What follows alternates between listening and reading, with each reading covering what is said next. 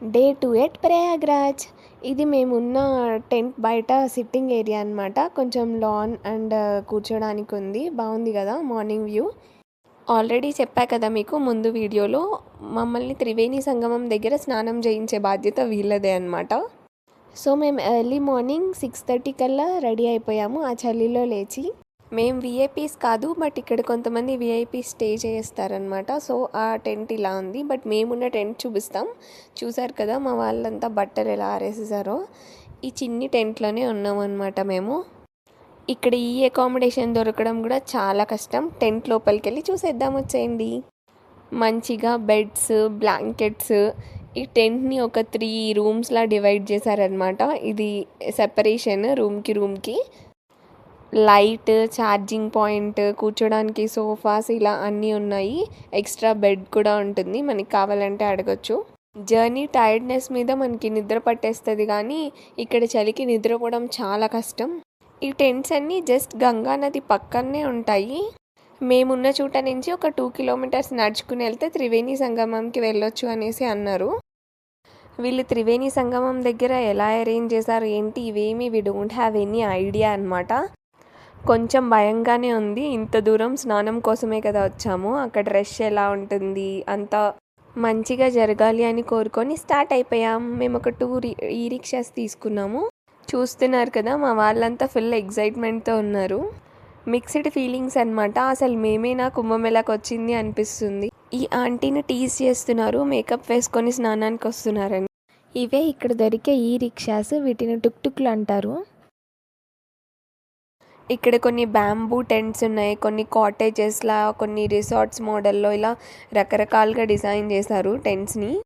ఇక్కడ నేను అబ్జర్వ్ చేసింది ఏంటంటే, సెంట్రల్ గవర్నమెంట్ డిపార్ట్మెంట్స్ ఉంటాయి కదా, GST, customs, income tax, FSSAI, including postal, ఇలా అన్ని డిపార్ట్మెంట్స్ వాళ్ళకి ఒక్కొక్క వింగ్ అలాట్ చేశారు. ఆ ప్లేస్లో వాళ్ళ డిపార్ట్మెంట్ వాళ్ళకి ఫుడ్, బేసిక్ నెసెసిటీస్, వాటర్ ఇలాంటివన్నీ ప్రొవైడ్ చేయగలుగుతారు. That's a great initiative by government. Finally Ganga నది దగ్గరికి వచ్చేసాం. Beautiful view. ఒకవైపు సన్ రైజ్, ఇంతమంది జనం, గంగా నది, అసలు ఆసమ్ ఉంది ఎక్స్పీరియన్స్. ఇలాంటి ఎక్స్పీరియన్సెస్ని మాటల్లో చెప్పలేము, కెమెరాలో క్యాప్చర్ కూడా చేయలేము. మళ్ళీ ఇలాంటివి ఎక్స్పీరియన్స్ చేయలేము కాబట్టి ఖచ్చితంగా వీడియోస్, ఫొటోస్ ఉండాలి. ఇలా చిన్న చిన్న బోట్స్లో మన్ని తీసుకుని వెళ్ళి సంగమం దగ్గర వదులుతారు.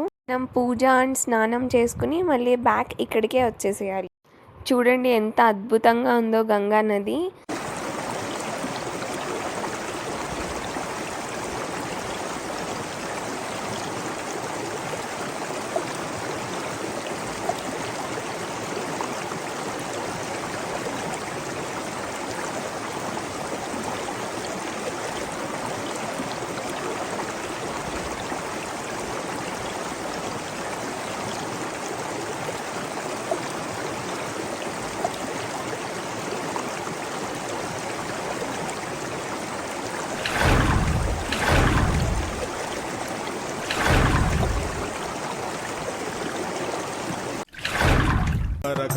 प्रकृतिहितकारकं भुवन भव्य भवनायकं भाग्यात्मकं रक्षकं मीशं सुरेशं वृषेशं परेशं नटेशं गौरीशं गणेशं भूतेशं महामधुर पंचाक्षरी मंत्रमार्चं महाहर्षवर्ष प्रवर्षं सुशीर्षं नमो हराय च स्मरहराय च पुरहराय च रुद्राय च भद्राय च इंद्राय च नित्याय च निर्निद्राय च महाप्राणदीपं शिवं शिवं भजे मंजुनाथं शिवं.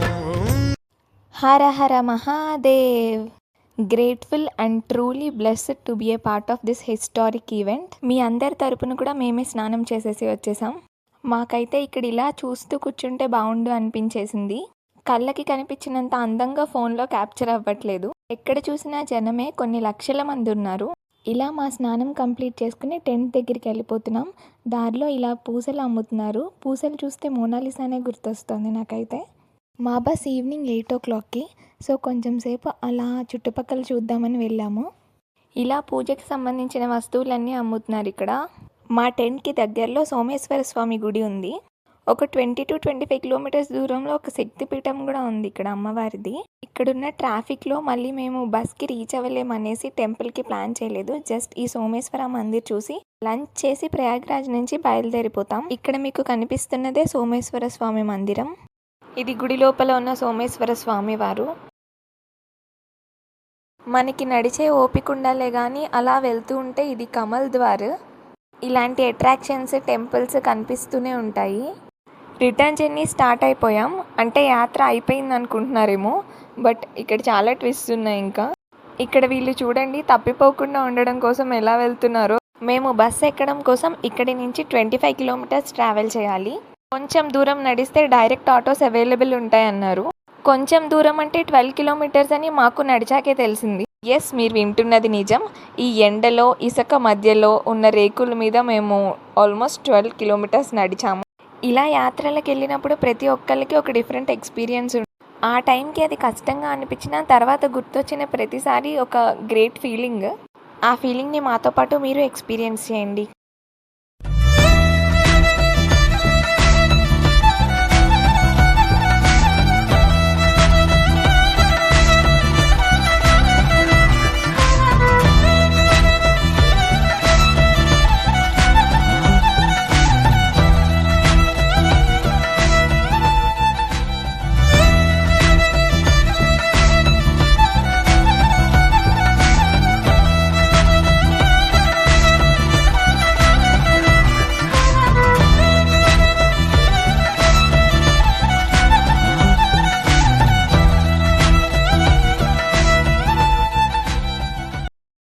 వచ్చేటప్పుడు ఒక బ్రిడ్జ్ చూపించి రామసేతులా అనిపించిందని చెప్పాను కదా.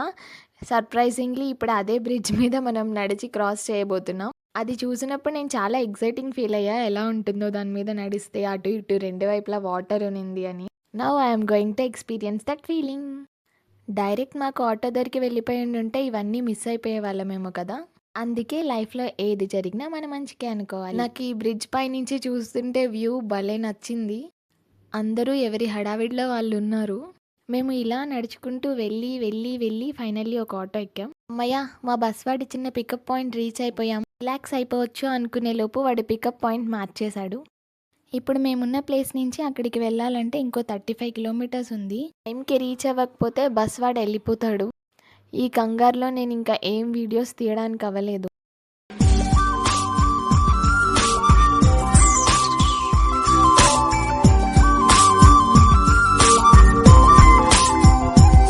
అక్కడ చుట్టుపక్కల వాళ్ళందరూ ఈ ట్రాఫిక్లో ఖచ్చితంగా మీరు బస్ టైంకి రీచ్ అవ్వలేరు అని చెప్పారు. బస్ వాడికన్నా 15 మినిట్స్ ముందే మేము రీచ్ అయిపోయాం. వాడు వచ్చేలోపు ఛాయ్ తాగుతూ రోడ్లో బరాత్ వస్తే మా బస్ వాళ్ళు చేసిన హంగామా చూసి చిల్ అవుతూ ఉన్నాం.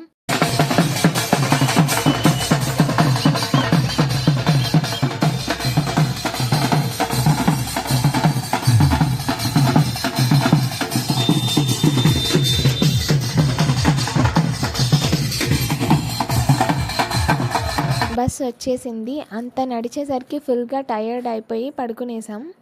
మేము ఢిల్లీ రీచ్ అయిపోయాం. చూస్తున్నారు కదా, అది అక్షరధామ్. ఇది ఆన్ ద వేలో కనిపించింది. ఇంకా మా కుంభమేళా యాత్ర కంప్లీట్ అయిపోయిందనే చెప్పాలి. మా బస్లో ఒక సింగర్ ఆంటీ ఉన్నారు. ఇప్పుడు పాట పాడతారు, వినేయండి. కంటి మీద మోదర సంకర్షణ వాసుదేవ అంటే చాలు ప్రత్యుమ్నుడ అనిరుద్ధుడా.